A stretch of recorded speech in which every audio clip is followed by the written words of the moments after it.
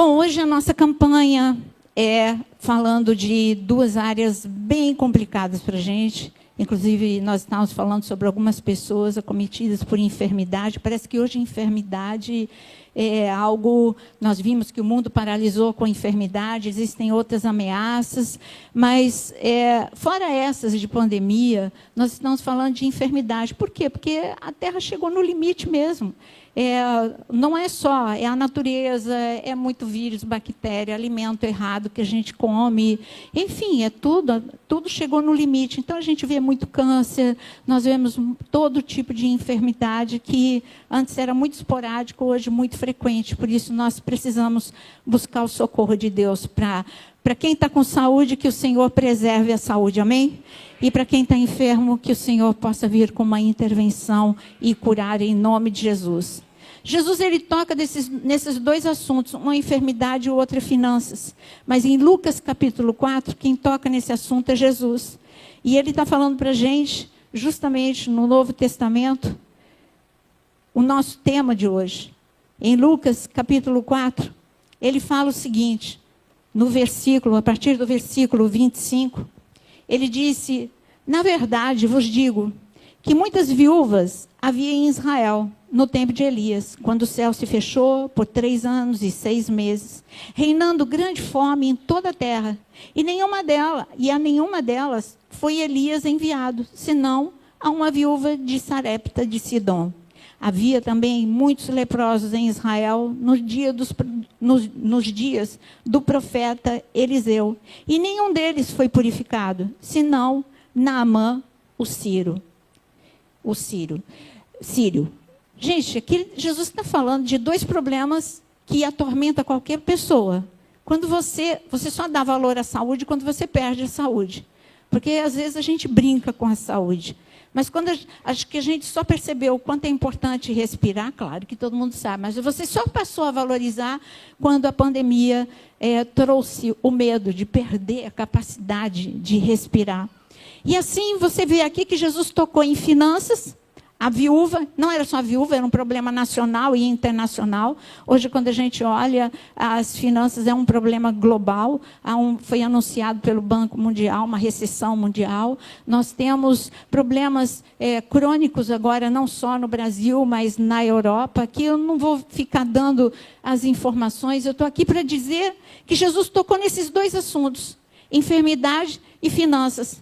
E ele está aqui, ele está ressaltando uma situação. Ele está falando, olha, gente, é para vocês mesmo que eu estou falando, porque nos últimos dias vai acontecer a mesma coisa.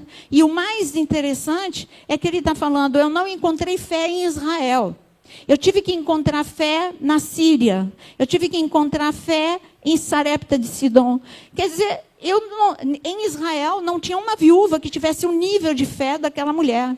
Em Israel não tinha um homem com lepra, tinha muita gente com lepra. A gente vê a palavra o tempo todo, Jesus curando leprosos, em outras situações. Ele falou, mas uma lepra assim, curada do jeito que foi Naamã, ele disse, precisou uma pessoa vir de fora. Então, a primeira coisa que ele está falando para você, os problemas que nós estamos vivendo, eles são tão grandes que pode ser que a sua fé seja abalada, mas hoje eu quero clamar na autoridade do nome de Jesus, que a tua fé seja renovada, que você esteja na listinha de Jesus. Não, Jesus, olha para mim, dentro da igreja, eu estou com fé, só não precisa procurar ninguém lá fora. Tudo bem, lá fora a gente quer que todos ouçam o teu evangelho, que muitos venham a ser curados, muitos venham a experimentar o teu poder. Mas olha, eu aqui dentro da igreja, eu estou com fé. Você está com fé, você veio por este motivo, porque você crê que o Senhor é poderoso para quebrar cadeias de miséria, Ele é poderoso para quebrar todo e qualquer tipo de cadeia na área financeira, e Ele é poderoso para curar. Você tem alguma dúvida de que Deus cura?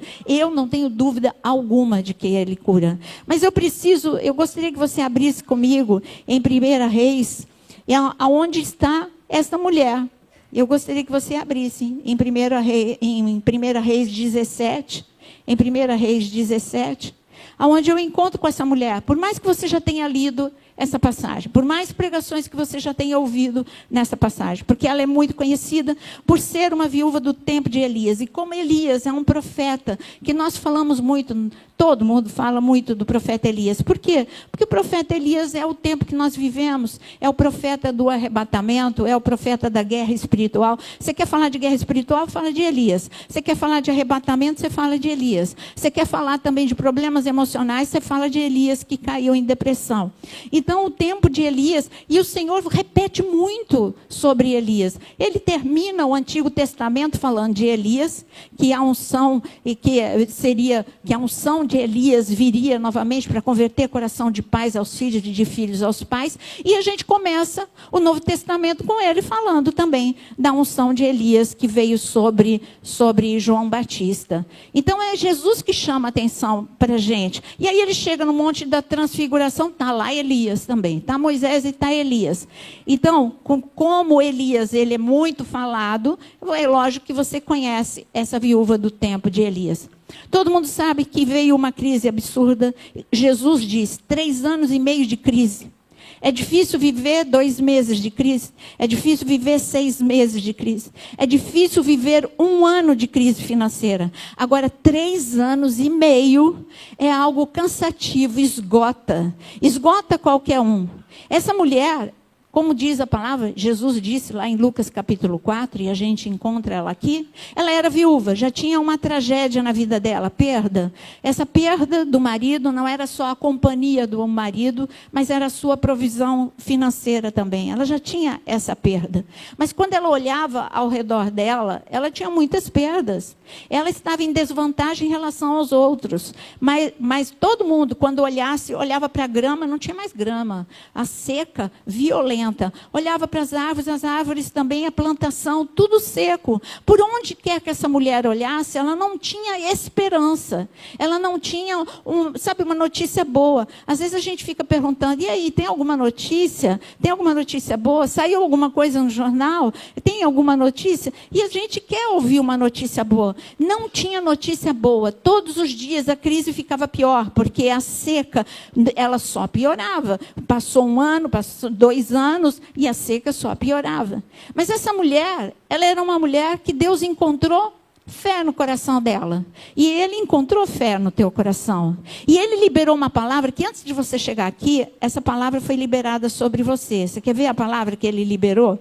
Olha, leia comigo em 1 Reis, capítulo 17. Ele disse para o profeta, então lhe veio a palavra do Senhor dizendo, dispõe-te e vá a Sarepta, que pertence a Sidom, e demora-te ali. Vamos ver, o que está escrito aqui? Demora-te ali. Fala comigo, demora-te.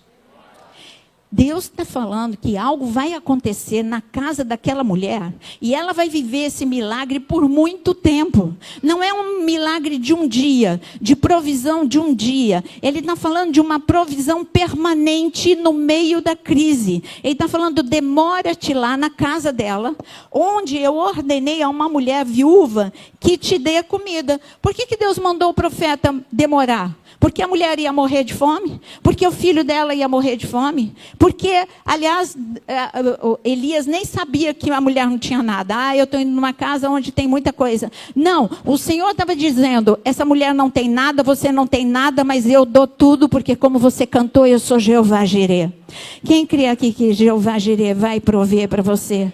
Então eu quero liberar essa palavra sobre a sua vida. Eu quero declarar que o Senhor vai prover. E é por muito tempo, até essa crise acabar. Porque hoje eu fiz uma live com um pastor. E ele disse, nós, Brasil, ele atua em 14 países lá da África. O pastor Marcos. E ele estava falando da forma miraculosa como nós aqui do Brasil estamos entrando na África com provisão. E eu digo para você, Deus vai te dar provisão para a gente entrar na África, para a gente levar socorro até para a Europa.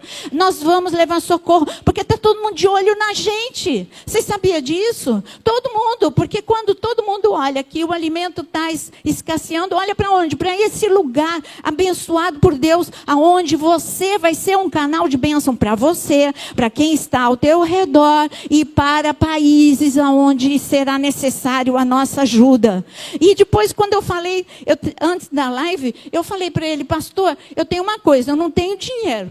Mas se Deus fala, vai, eu vou. Eu vou para o Paquistão, vou para a Índia, vou para a África, vou para onde Deus mandar. Ele falou assim, pastora, eu agora te interrompo. Não foi na live, foi antes. Eu quero dizer que você vai ter unção e provisão para levar para esses países. Eu falei, eu recebo, em nome de Jesus. Você recebe? Eu recebo. Então fica de mão levantada e em pé para receber essa unção. Essa viúva, ela nem sabia, ela já estava recebendo a unção.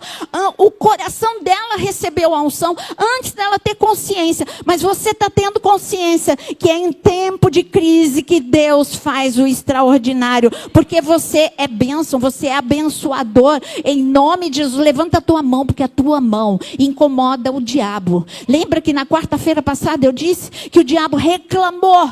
Deus, como é que o Senhor quer que eu mexa na vida de Jó? Tudo aquilo que ele toca, o que eu disse quarta-feira passada? Tudo aquilo que ele toca, prospera. Ele se incomoda com a tua unção nas tuas mãos. A tua mão prospera. Em nome de Jesus, eu retiro agora toda unção de miséria, toda unção de fracasso de sobre a tua mão. Na autoridade do nome de Jesus, porque isso é bíblico. O Senhor disse em Deuteronômio 28, aonde você toca, prospera. O Senhor disse lá em Jó capítulo 1, aonde você toca, prospera. Haja prosperidade na tua mão. Prosperidade é sossego. Não confunda prosperidade com riqueza. Prosperidade é sossego. Prosperidade é provisão de tudo aquilo que você precisa. Sossego para pagar o aluguel, para pagar a escola. Sossego para pagar tudo aquilo, a luz, para pagar, ir para o mercado e comprar comida. Sossego na tua vida, em nome de Jesus.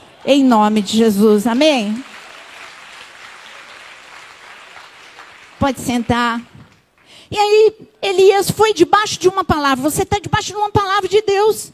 Elias, ele não quis entender como que ia acontecer. Ele foi, é para ir? Tá bom, eu estava aqui sossegado, estava tão cômodo o Corvo, estava tão bom o Ribeiro de Quisson. É para ir? Eu vou. É isso que é incrível na vida de Elias. Ele não questionava, ele ia.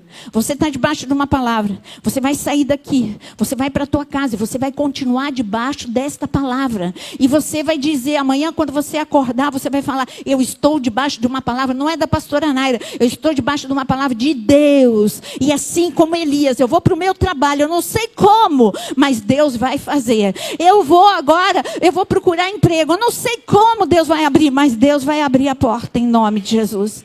Então ele falou e ele foi. E quando ele encontrou com essa mulher, ela estava na situação mais improvável. Você está cansado de conhecer essa passagem? Essa mulher estava na porta da cidade. Ela nunca esperava. A vida dela era só má notícia. Ela estava com a má notícia do marido, a má notícia que estava acontecendo no país dela. A má notícia de que tinha acabado toda a provisão da casa dela. A má notícia de que o seu filho estava com um rombo no estômago, tanto quanto ela. Ela só tinha má notícia.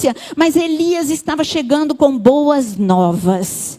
Quando você está cansado de más notícias, abre a Bíblia. A Bíblia é o Evangelho. Evangelhos são boas novas. Tudo leva a gente a desanimar. Como você cantou aqui também. O temporal te leva a desanimar. Ou a escuridão te leva a desanimar. A crise te leva a desanimar. Mas a palavra, ela traz ânimo, ela traz norte. E então Elias, ele tinha esse ânimo. Ele estava debaixo de uma palavra e agora ele ia entregar a palavra para essa mulher.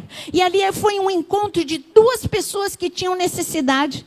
Eu digo para você, eu estou aqui no púlpito, mas eu estou pregando para mim também. Elias tinha uma necessidade, ele precisava de provisão, a mulher precisava de provisão. Os dois debaixo de uma palavra de Deus e ia acontecer um milagre para os dois. Aí nesse encontro, Elias fala, o famoso encontro, e aí Elias fala, você me dá água? Ela, prontamente, a água era difícil, não estava na seca, mas ainda tinha água. E não estava, ali não tinha se cumprido ainda 3 anos e meio de crise, ainda não. Então ainda tinha água. Quer água? Tá bom, então eu te dou água. Agora ele pede o mais difícil, ele fala, eu quero um bolo. E aí ela fala a condição dela, olha, eu não tenho, eu tenho só esse pouquinho aqui, eu e meu filho vamos morrer. Agora, essa mulher dá uma resposta repara o que ela diz. Quando ela vai falar isso, olha o que ela diz para o profeta. Então, o profeta se levantou no versículo 10 e foi até Sarepta. Ele pede o pão, ele pede a água. E ela responde no versículo 12. Tão certo como vive o Senhor. E o que ela diz? Como vive o Senhor? Como vive o Senhor? Teu Deus. Por enquanto, ela ainda estava falando, olha, eu já ouvi falar do teu Deus. Tanto que ela reconhece, ela não conhecia Elias, mas ela entendeu que ele era um hebreu pela língua, pela forma de se vestir. Então ela entendeu e ela já tinha ouvido que o Deus de Israel fazia milagres, assim como Raabe. Então ela ainda não tinha experiência com esse Deus. Esse Deus ainda não era o Deus dela. Esse era o Deus de Elias, ainda não era o Deus dela. Eu sei que você está aqui porque você acredita em Deus e Ele é o teu Deus. Mas o teu Deus e o meu Deus, o nosso Deus, Ele quer que você tenha experiência com Ele. Nada melhor do que você ter experiência. Eu estava falando que existem coisas na vida da gente que a gente não entende porque a gente passa. Mas depois a gente entende. É experiência para você dizer para a pessoa, olha, eu já passei pela fornalha, eu já passei pelo poço, eu já estive enfermo e o Senhor me curou, eu já vivi uma crise e o Senhor me resgatou. Isso é experiência que traz para você mais força, mais fé, mais poder, mais autoridade. Então ela via isso, experiência com Deus na vida de Elias. Ela via uma firmeza muito grande na vida de Elias. Ela via unção na vida de Elias. E fora isso, o Deus dela não estava resolvendo nada. O Deus dela, que era Baal, o Senhor da tempestade, olha só, o Deus de Elias falou que ia ter seca. E o Deus da tempestade, o Deus da água, não estava deixando uma gota. Como assim? O Deus dela era ineficaz. Não caía uma gota de água sobre a nação dela. Então ela começou a dizer, o teu Deus, vamos continuar. Porém ela respondeu, tão certo como vive o Senhor teu Deus, nada tenho cozido, há somente um punhado de farinha. E ela fala a situação que ela estava. E ela diz no final, e morreremos. Mas no versículo 14, é a palavra que vai ser liberada sobre a vida dela e que vai ser liberada agora sobre a sua vida. No versículo 14 ela diz, porque assim diz o Senhor, Deus de Israel, a farinha da tua panela o quê? Não se acabará. E o azeite da tua botija? São duas palavras que nós precisamos aqui e agora. Você crê nisso? Então levanta a tua mão. Eu quero dizer que não vai acabar a provisão de Deus. E nada, absolutamente nada faltará na tua vida. O profeta liberou duas palavras muito importantes. Não acabará e não faltará. Então você de mão levantada, diga agora sobre você, sobre a tua família. Diga, em nome de Jesus, a provisão de Deus não acabará, nada faltará, porque o Senhor é o teu pastor e nada vai te faltar, nada, absolutamente nada. Mas você precisa acreditar. Essa mulher acreditou. Gente, não era ainda o Deus dela. Ela viu aquela unção fluindo de Elias. Não esqueça que Deus já estava ministrando no coração dela. Eu acredito. Eu creio que não vai acabar. Ela acreditou porque ela foi fazer o bolo. E quando ela fez, ela entregou. Ela falou, não, agora eu vou comer e o meu filho vai... Não, ela entregou para o profeta. Eu acredito, profeta, que não vai acabar. Eu acredito, profeta, que não vai faltar. E quando... Agora, a gente tem o resultado nessa passagem. E está escrito o resultado no versículo 16. Está escrito, da panela não se acabou. Fala comigo no versículo 16. Da panela não se acabou e da botija de azeite não faltou. Segundo a palavra de Elias? Não. Segundo a palavra do Senhor. por intermédio de Elias. É a palavra de Deus. Tudo bem que eu estou liberando para você, mas não é a minha palavra sobre a tua vida. Se fosse a minha palavra sobre a tua vida, você podia duvidar. Mas eu estou falando que o Deus desta viúva, Jesus está falando dela em Lucas capítulo 4. Sabe por que ele citou? Para você ficar curioso. De que viúva que ele está falando? Deixa eu ler a história dela. Aí você vai lá, lê como aqui está escrito. E sabe quando você lê o que ele diz para você? Eu sou o Deus desta viúva e eu sou o teu Deus. Eu estou dizendo boas novas para você. Ele deixou esse recado para a gente. Então o que aconteceu na vida dela, acontece na tua vida. E eu quero declarar sobre a sua vida, em nome de Jesus. Gente, tem coisas que a gente faz. Eu já vou, eu pedi para levantar, pode abaixar um pouquinho. Tem coisa que a gente faz e que você pensa que é absurdo. Mas o fato de você levantar a mão, isso é bíblico. Enquanto Moisés levantava a mão, ali o povo ganhava a batalha, Josué ganhava. Quando ele abaixava a mão, eles eram derrotados. Eu quero te dizer que essa mão aqui, que é sua mão, a minha mão, ela incomoda as trevas, não só porque tem unção de prosperidade. Como ela tem unção de prosperidade, toca agora no teu irmão e diz, seja próspero, porque eu tenho unção de prosperidade e você também tem. Então, essa mão de prosperidade é uma mão que quando você levanta, quando um guarda vai para o meio de um trânsito, o que acontece? Você atropela o guarda quando ele levanta a mão para você parar? Você atropela o guarda? Claro que não. Você para por quê? Porque ele é fortão, é cheio de músculo. Não, é porque ele tem poder e autoridade, senão você vai receber uma multa incrível. Você pode ser preso se você desacatar a autoridade. Agora, o diabo, quando ele vê a tua mão de autoridade, porque você é filho do Deus vivo sendo levantado, ele tem que recuar em nome de Jesus. Então agora você vai levantar as duas, porque você tem autoridade para declarar o que você vai declarar agora em nome de Jesus. Você vai dizer o que está escrito aqui: o azeite não acabou, a farinha não faltou.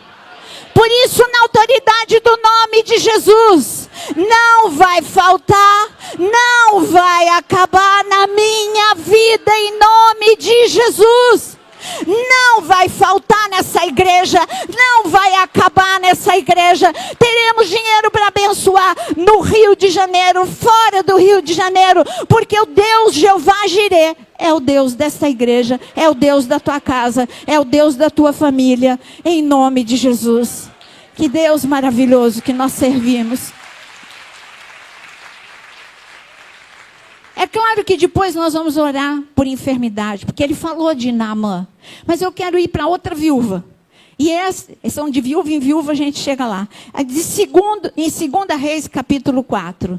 Mas enquanto você abre 2 Reis, capítulo 4, eu quero declarar Romanos, capítulo 4, versículo 17. Eu deixei destacado aqui no meu papel. Porque Deus vivifica os mortos e chama à existência as coisas que não existem. Deus vivifica os mortos e ele chama. Quem chama a existência? Deus. Deus chama a existência as coisas que não existem. Deus chamou a existência o que não existia na vida daquela viúva. O que não existia era azeite. O que não existia era farinha. O que não existia era provisão. E foi o Deus de Israel que se tornou o Deus daquela viúva, que chamou a existência. Hoje, enquanto você ora, quem chama a existência aquilo que não existe na tua vida é Deus. E o diabo não tem nada. Agindo Deus, quem impedirá? Fala comigo, agindo Deus, quem impedirá? Não tem como. E é Ele que chama hoje sobre a tua vida a existência aquilo que não existe. Mas em 2 Reis, capítulo 4, nós temos uma outra viúva. E essa viúva está numa situação tão complicada quanto aquela. E essa viúva, A única diferença entre essa viúva e a outra é que esta era esposa de um discípulo do profeta Eliseu. Então, essa mulher, ela tinha experiência. O seu marido tinha experiência. Para você ser discípulo de profeta, você estava ali sendo treinado para ser profeta. Ele estava sendo treinado para crer. Ele estava sendo treinado para aprender a palavra. E esses discípulos de profeta tiveram muitas experiências com Eliseu. Aqui você está em 2 Reis, capítulo 4, mas eles vão ter experiências mais tarde, anteriores, de quando o ferro do machado cai no Jordão, flutua. Aí eles tiveram várias experiências. Experiência também na crise com fome. Então o marido dela chegava em casa contando muitas experiências para essa mulher. Com certeza. Olha, hoje Eliseu ensinou para a gente isso. Olha, hoje nós vimos Eliseu fazer o seguinte. E olha, quando a gente orou, Deus agiu. Então, aquela casa era um outro ambiente. Era outra situação da outra viúva que nós falamos. Mas o problema chega na casa de quem conhece, de quem não conhece. E o problema chegou. E chegou algo também imprevisto. Se ela é viúva é porque o marido morreu. O marido morreu e ela ficou numa situação muito difícil. Porque ela tinha dívidas. Por que dívida? Porque o marido morreu e, assim, quando ela foi até Eliseu, pode ter sido 1 ano depois. Pode ter sido 1 ano e meio depois. Porque as dívidas foram acumulando. Ela não tinha provisão e ali as dívidas foram acumulando. Então, quando a gente encontra essa mulher aqui, ela toma uma decisão. Porque o marido morreu, ela não tem provisão na casa dela. Ela, além de não ter provisão, é dívida. Agora eu estou falando de uma palavra que ninguém gosta. Dívida. Teve um momento na minha vida em que as correspondências não chegavam por e-mail e não chegavam por SMS. Hoje ela cerca a gente, né? A cobrança é de tudo quanto é lado. É por SMS, é por WhatsApp, é por e-mail. Ela vai e ela te cerca. E eu estava comentando isso hoje com o Jonas, que tem... não sei como é que aconteceu isso, acontece com todo mundo, né? Mas pegaram o meu telefone e é uma tal, e é sempre aquela pessoa. E aí telefonam cobrando aquela pessoa, que não sou eu, mas é uma mulher. E aí, assim, às vezes me pega assim, fazendo uma gravação e entra a ligação. E ali eu estava ali, meio que perdi a paciência. Depois de muitos dias eu perdi a paciência. Eu falei, eu não sou ela, eu não conheço. Apaga o meu telefone do seu registro. Eu não tenho a mínima ideia de quem seja essa pessoa. Mas não adianta. Aí eles ligam de outro telefone falando, fulana, não sou a fulana. E assim, eu já estava subindo pelas paredes. Eu não sei, eu não conheço, eu nunca vi na minha vida. Por favor, apaga o meu telefone. Aí eu bloqueio aquele outro telefone. E aí, do terceiro telefone, aí, gente, eu estou ficando maluca com... Aí eu falei para o Jonas, sabe, essa é uma boa estratégia, deixar a pessoa maluca. Porque se eu fosse ela, se eu já estou pirada não sendo ela, imagine eu sendo ela.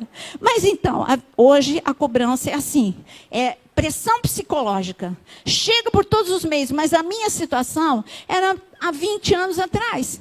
Então eram as contas normais, chegava na caixa de correio. E aí chega a conta de luz, a conta disso, a conta daquilo, chegava na caixa de correio.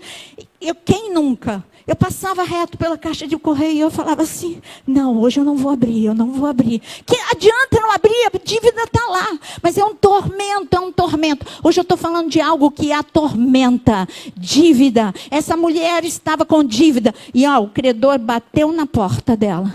Olha, se você não pagar, os teus filhos vão ser escravos. Essa mulher, ela tinha dívida. E eu quero agora, eu não vou pedir, não vou expor, mas eu quero que todo mundo agora ore, porque Deus vai prover para você pagar essas dívidas. Eu creio.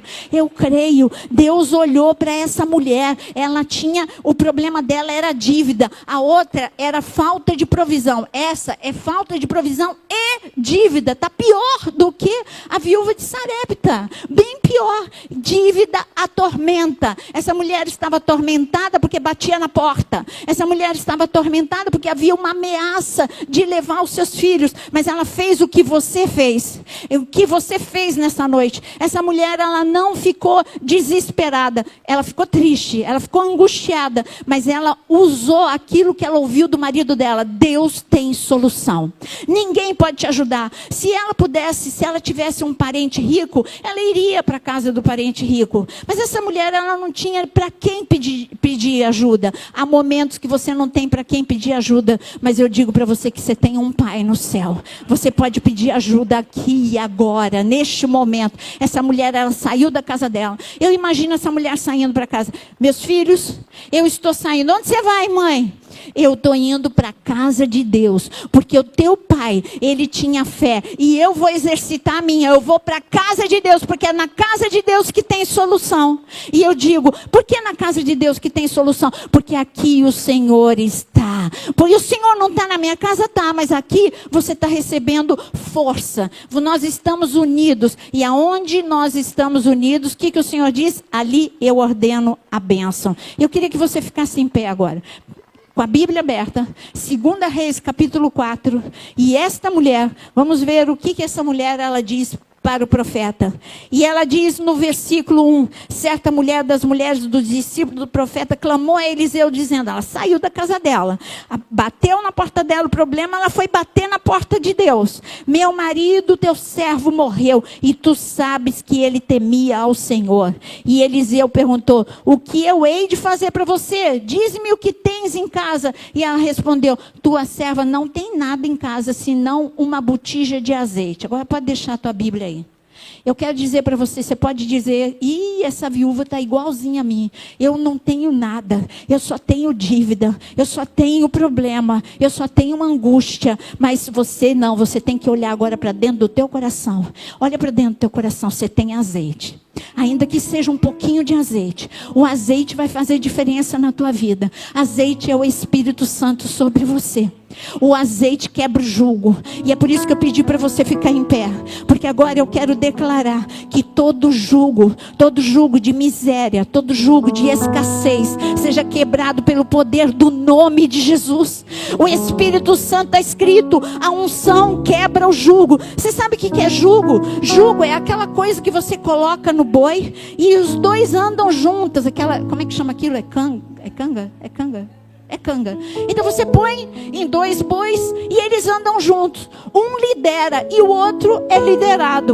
Um é mais forte e o outro vai com ele. E eu digo agora que a unção de escassez, a unção de pobreza, a unção de falta que está sobre o mundo. Até a ONU está dizendo que virá uma fome. Ela está anunciando que virá uma fome de uma magnitude bíblica. Mas eu digo que na tua casa não vai faltar azeite, não vai faltar. Não vai faltar. No Brasil não vai faltar. Nós vamos ter como José celeiros cheios para abençoar. Nós somos José nessa geração. Creia nisso. José era um improvável. Você é um improvável. O Brasil é um improvável. Por isso tanta luta aqui na nossa nação. É porque essa terra tem bênção para dar para as nações. Em nome de Jesus. Por isso agora eu quero quebrar primeiro o jugo que te liga à unção de pobreza e de miséria, não só sobre você, mas sobre a nossa nação. Eu quero, na autoridade do nome de Jesus, declarar que todo jugo que te leva a andar em escassez, em pobreza, em dívida, eu quebro este jugo na autoridade do nome de Jesus, porque sobre a tua vida a bênção, sobre a tua vida a provisão sobrenatural, sobre a tua vida a prosperidade sobrenatural. Em nome de Jesus, que o Senhor te tire hoje, como Ele tirou José da prisão para o trono. Que o Senhor te tire agora da escassez para a unção de celeiro cheio, em nome de Jesus. Agora eu vou pôr um outro jugo sobre você. O jugo que te liga a Cristo. O jugo, porque o jugo de Jesus, ele é leve e é suave. Se você quer o jugo de Jesus, levanta a tua mão. Ah, Senhor, eu quero andar contigo nesse tempo mais difícil da terra. Eu quero andar, e tudo aquilo que eu tocar, Senhor, como está sendo dito, vai prosperar, nada vai faltar, porque o Senhor é o meu pastor, o Senhor é Jeová Jireh. Ah, no teu monte, Senhor, há provisão, e o teu monte é aqui a igreja. Há provisão neste lugar, há provisão neste lugar, em nome de Jesus. Senhor, nós levantamos as nossas mãos para orar agora por nossa nação. Momento tão decisivo sobre a nossa nação. A unção de opróbrio, de vergonha não permanecerá nesta nação. Ah, Senhor, remove, Senhor, toda unção de opróbrio e de vergonha, de injustiça, de miséria. Há um povo que clama, há um povo que se chama pelo teu nome, que clama por essa nação, que não desistiu dessa nação. Nós não desistimos do Brasil, nós não desistimos da tua palavra que está sobre o Brasil. Ah, Senhor, volta a tua mão para o Brasil e abençoa, estabelece o teu trono, coloca no governo, Senhor, a tua justiça, em nome de Jesus, em nome de Jesus. Há uma unção sobre o Brasil e há uma unção sobre a sua vida. Não desista da tua nação e não desista da tua própria vida. Bateu na porta daquela mulher o débito, a dúvida, bateu na porta. Ela saiu de casa como você e foi para a casa de Deus. E o profeta disse: um pouco de azeite é suficiente, porque um pouco de azeite paga grandes dívidas. Um pouco de unção traz muita unção, traz muita bênção sobre você. Ela voltou para casa com aquela, debaixo daquela palavra. Quando ela chegou, os filhos estavam olhando para ela. E aí, cadê o dinheiro, mãe? Cadê? O profeta orou e veio o dinheiro. O profeta orou e tem um monte de provisão chegando aqui em casa. Ela disse: não, o profeta só disse para eu voltar, fechar a porta, e nós aqui, nós vamos orar, vamos ter uma reunião de oração. Mas ele disse também para você pegar, para vocês, meus filhos, vocês vão, olha, essa mulher de fé, ela gerou fé nos seus filhos. Olha, vocês vão bater na porta da casa de todos os vizinhos e pede vasilha vazia. Gente, esse é um momento que está todo mundo de vasilha vazia. Já até desistiu. Para que eu vou ficar com essa? Você quer vasilha vazia? Tá, eu estou um monte aqui. Acabou a farinha, acabou tudo aqui em casa. Pode pegar. Para que você quer vasilha vazia? Eles não diziam, eles só falavam: você pode me dar vasilha vazia? Elas já tinham, essas pessoas, o milagre não aconteceu na casa dos vizinhos, porque eles só olhavam para aquilo que faltava, não olhavam para quem pode dar o que falta. Mas aquela família olhou não para aquilo que faltava. Aí eles não chegaram: mãe, mais vasilha vazia. Mas eles não, eles chegaram: mãe, chegou mais vasilha vazia. Vai dar para encher tudo, mãe, vai dar para encher tudo. Aquela mulher, ela voltou com fé para casa. As vasilhas vão encher, essa é a palavra. As vasilhas vão encher. Eu não sei quantas vasilhas vazias você tem, mas apresenta agora para Deus toda a tua conta está vazia. Apresenta, essa é a minha conta. Senhor, eu apresento aqui todas as minhas dívidas. Eu apresento para o Senhor todas as minhas necessidades. Eu apresento as contas desse mês, as contas do mês que vem. Está tudo vazio, está tudo esgotado, mas eu coloco essas vazias diante de ti. Eu fecho a porta. Vamos fechar a porta. Vamos entrar agora, cada um por si, neste momento. Entra agora em adoração. Entra agora na presença de Deus. Fecha a porta. Aquela mulher disse: olha, o profeta disse para a gente fechar a porta e pegar as vasilhas vazias, e eu vou começar a derramar. Eu vou começar a derramar azeite. E ela derramava e a vasilha enchia. E ela derramava, a vasilha enchia. E eu digo que hoje o azeite não vai ser derramado por uma pessoa. Deus vai derramar sobre todas as tuas vasilhas vazias. Ele vai derramar provisão. Ele vai derramar provisão sobrenatural na tua vida. Você acredita nisso? Então agora levanta a tua mão com todas as tuas vasilhas vazias.